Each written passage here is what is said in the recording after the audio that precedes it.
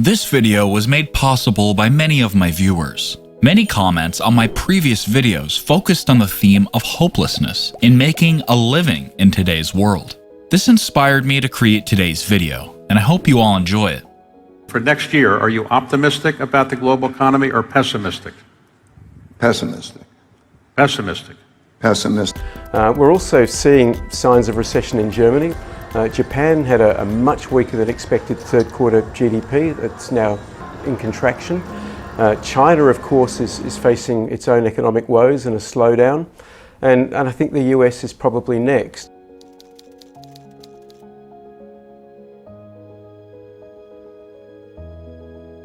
A nation will not survive morally or economically when so few have so much, while so many have so little. Those are some of the famous words of Bernie Sanders, an American politician activist known for his opposition to economic inequality. And on all fronts, he is not wrong at all. Generational poverty can inspire people to work hard and aim for success. This is a good thing because it motivates everyone to dream of joining the wealthy 1% and put in the effort to reach the top. However, there's a common belief in the United States that if someone is poor, it's entirely their fault. People might say it's because they're lazy or make bad choices. If you outlie people who gamble or spend all their gains after hitting the jackpot, this belief oversimplifies things and ignores the fact that many face obstacles beyond their control, like unfair opportunities and a cycle of disadvantage passed down through generations. Sadly, and not just in America, people around the world often think that people get what they deserve in life, even if it's out of their control. This mindset is often seen on social media, where motivational posts can turn into harsh judgments against those struggling financially. It's important to realize that poverty is more complex than just personal choices. Many people believe that the best way to deal with poverty is not actually to solve it, because they think poverty is an unchangeable part of life. They argue that all we can do is inspire people, and if someone doesn't feel motivated to work harder, then they deserve whatever hardships they face. While this idea might be appealing, the notion that hard work leads to personal success, and the rest, well, it's not our concern, is ultimately misleading. This mindset allows individuals to detach from the problems of poverty, convincing themselves that if they work hard, they deserve their success, and whatever happens to others is not their responsibility. It's a way to distance oneself from the discomfort of seeing homelessness or inequality. However, this perspective is considered to be built on falsehoods. Poverty and the widespread inequality we see today aren't simply due to people not working hard enough or being lazy. The reality is that poverty is a result of the consistent pursuit of profit, which often comes at the expense of those at the bottom of the economic ladder. It's not saying that capitalism is wrong, but it's important to understand that whether it's socialism or capitalism, there are pros and cons. It's a systemic issue, not an individual failing. So, instead of blaming individuals for their circumstances, it's essential to recognize that poverty is a complex problem deeply rooted in systemic issues. Addressing the root causes and working towards a fair and equitable society are crucial steps to truly make a difference.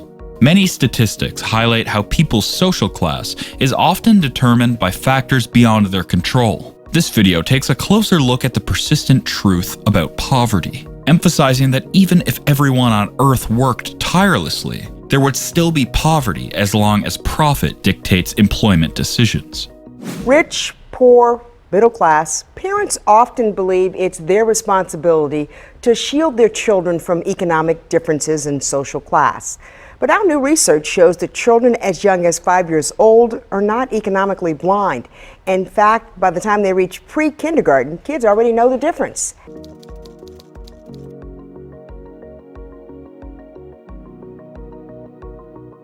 The unpredictable nature of recessions adds another layer to this sad reality. In a recession, your job might be affected not because of your effort or dedication, but simply due to the economic circumstances. The COVID-19 pandemic showcased this disparity, with the incomes of 99% of the world's population decreased. The 10 wealthiest individuals doubled their fortune to $1.5 trillion in just 2 years. And I can guarantee they did not work twice as hard in that time period compared to all the years before combined. The pandemic highlighted how economic circumstances, often beyond an individual's control, can make people more vulnerable and desperate. Governments injected money into big businesses to prevent them from collapsing, indirectly increasing the wealth of the already super wealthy. It wasn't necessarily hard work that made them wealthier. Rather, it was their class position and luck that played a more significant role in their financial success. This challenges the notion that extreme wealth is solely a result of exceptional effort. Right from the start, it's crucial to understand that during a recession, it's not that people suddenly lose all motivation. There's a significant number of people in poverty through no fault of their own. They become casual victims of the business cycle, a feature of extreme capitalism that doesn't exist in many other economic systems, which was also mentioned in one of our videos. The link to that will be in this video's description or in the top right now.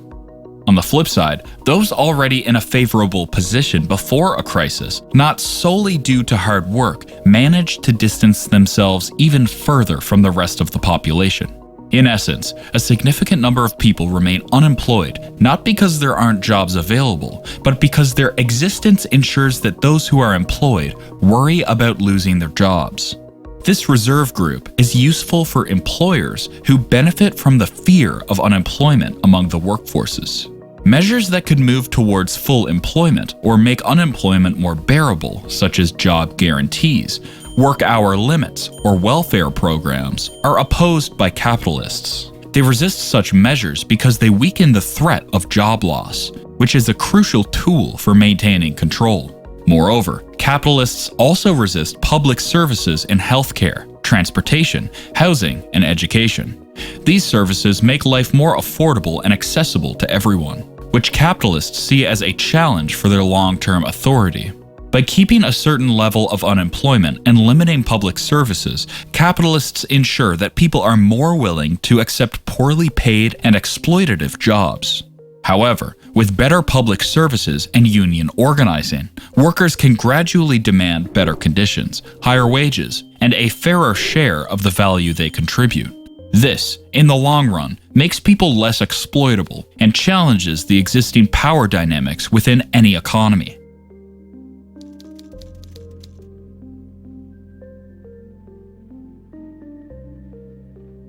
The 1% in a capitalist society will always exist statistically. Even in an ideal scenario where everyone is working hard, some unemployment would persist as a tool for exploiting workers and preventing them from building collective power. If unemployment truly only happens to lazy individuals, it makes very little sense as to why there would be dramatic swings in unemployment from year to year and a spike after a recession. Poverty serves as a tool for capitalist bargaining power, ensuring workers are kept busy competing against each other rather than building collective power. The discussion expands beyond unemployment to address the challenges faced by the working poor. Approximately a quarter of workers in the United States are in low-paying jobs, with over 400,000 Americans holding 2 full-time jobs and nearly 8 million having 2 or more job positions. Many work part-time involuntarily, lacking job security, working irregular hours, and getting insufficient pay. The increasing cost of living, from housing and utilities to healthcare and food, outpaces any increase in individual hard work, motivation, and of course, wages. So, in other terms, should we not embrace capitalism? There's a not-so-new phenomenon happening in China. China often refers to itself as state capitalism, or by some experts, state socialism. Regardless of what kind of economic system China is governed by, the lay-flat phenomenon is real and spreading to other countries too, including the United States. Lay flat in this context simply means a lack of willingness to engage in any work or make an effort. Even in a not-too-capitalist country such as China, they also face the same problem where people are demotivated to work hard, simply due to a depressing economic landscape. Whether you work hard or are lazy, the outcome of still being poor is most likely going to be the same. If you want to know more about the hopelessness in gaining wealth in today's modern economy compared to previous generations, once again, link is in the description or in the top right. The video also challenges the narrative that individuals can simply work harder to improve their circumstances, emphasizing how external factors like rent hikes and rising living costs are beyond individual control. Shedding light on the challenges faced by workers in various industries, particularly those earning minimum wage, it emphasizes that many essential laborers, such as baristas, waiters, farmers, and construction workers, work just as hard as others, but struggle to make ends meet due to insufficient wages. The argument rejects the notion of laziness as a real concept, asserting that what truly matters is the level of exploitation workers face in their respective industries. The key point is that industries with easier exploitation practices tend to pay lower wages, not because the work is less valuable, but because workers are more easily taken advantage of. The passage challenges the common belief that hard work alone determines one's income, pointing out that if your job involves significant exploitation, hard work alone will never lead to wealth. The underlying message is that laziness is a misdirection from the real issue of exploitation. The passage concludes by highlighting how this belief in laziness makes people judge those who appear idle, even though they may be engaging in normal, human activities. It encourages a shift in perspective, urging people to question the existing system, recognize the signs of exploitation, and consider that working less might be a reasonable and healthier approach for everyone, especially in today's modern society.